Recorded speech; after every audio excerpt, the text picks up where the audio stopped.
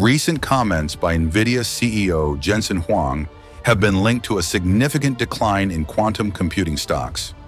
During an Analyst Day event, Huang estimated that practical quantum computers are likely 15 to 30 years away from being very useful, suggesting a 20-year time frame as a reasonable estimate. Following his remarks, several quantum computing companies experienced sharp stock declines.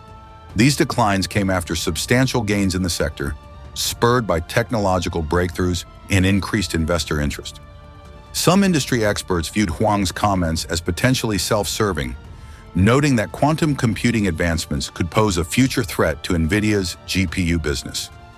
In response, leaders from affected companies have defended the progress and current applications of quantum technology. For instance, D-Wave's CEO, Dr.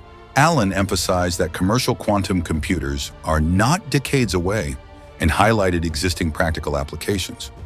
D-Wave's market cap, it stood at around $200 million for most of last year, shot up to nearly $3 billion after that Willow breakthrough, spurred a surge in the sector. It's now down nearly 40% on the session. Alan, thank you so much for joining us and making the time. Tell us what exactly Jensen Huang, the leading authority on the future of computing, is getting wrong here.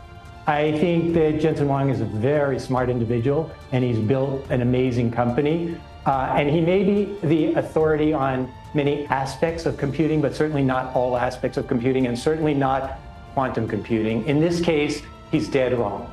And the reason he's wrong is that we at D-Wave are commercial today.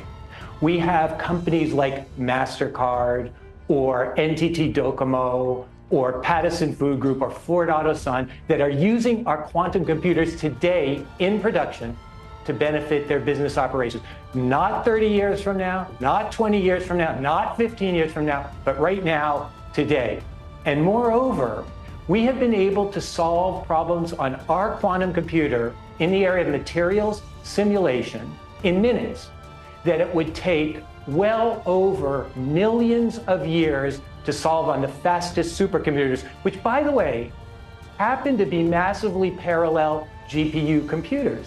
So Jensen should think a little bit about that. We are solving those problems in minutes today, and it would take millions of years to solve them on massively parallel systems that he provides. D-Wave quantum stock recently experienced a significant crash, dropping by over 40%, primarily due to remarks by Nvidia CEO Jensen Huang during an analyst event.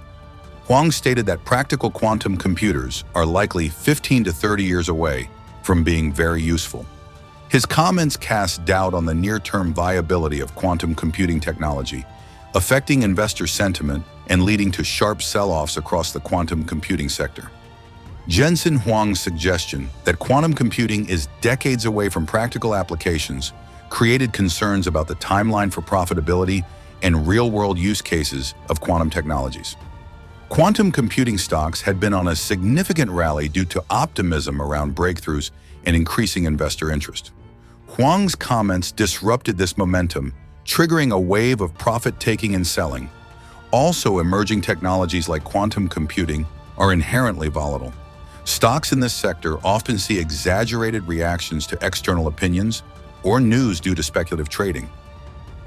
Alan, I got the opportunity to get to know D-Wave a little better over the last month or so, and your approach is very different than what Jensen Huang is talking about. It's limited to optimization problems, and you don't play in the same field as Jensen and Nvidia and Google and IBM. Is that correct? No. So when you say we're limited to optimization, that's not an accurate statement. We are very good at solving optimization problems.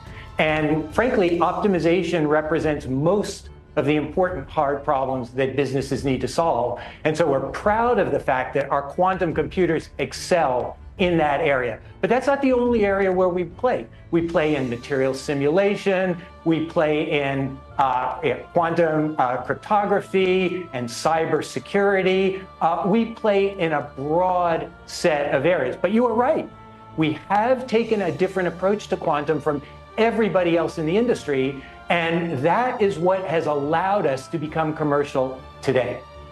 What you just described, Alan, sounds like what generative AI promises to do, optimization, simulations, etc.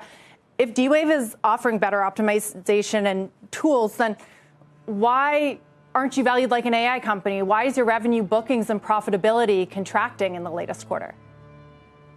So first of all, with respect to bookings and revenue, all I will say is that our business is actually growing quite nicely, and I am very much looking forward to sharing our Q4 and fiscal 24. Was there an exception then? I mean, Q3 revenue was down 27% in your latest quarterly report. What happened? As I said, Deirdre, I am really looking forward to sharing our Q4 and fiscal 24 financial and operating results when we report earnings. The entire quantum computing industry, including companies like IonQ, Rigetti, and Quantum Computing Inc., saw similar declines, indicating that the crash was part of a sector-wide reaction rather than an issue specific to D-Wave. D-Wave's CEO, Dr. Alan Baratz, defended the company's progress, emphasizing that its quantum computers are already being used for commercial applications and are not decades away from usefulness. The company continues to push its hybrid quantum classical solutions for real-world optimization problems, attempting to reassure investors of its value proposition. Despite the crash, the company's long-term outlook will depend on its ability to prove the scalability and practicality of its technology.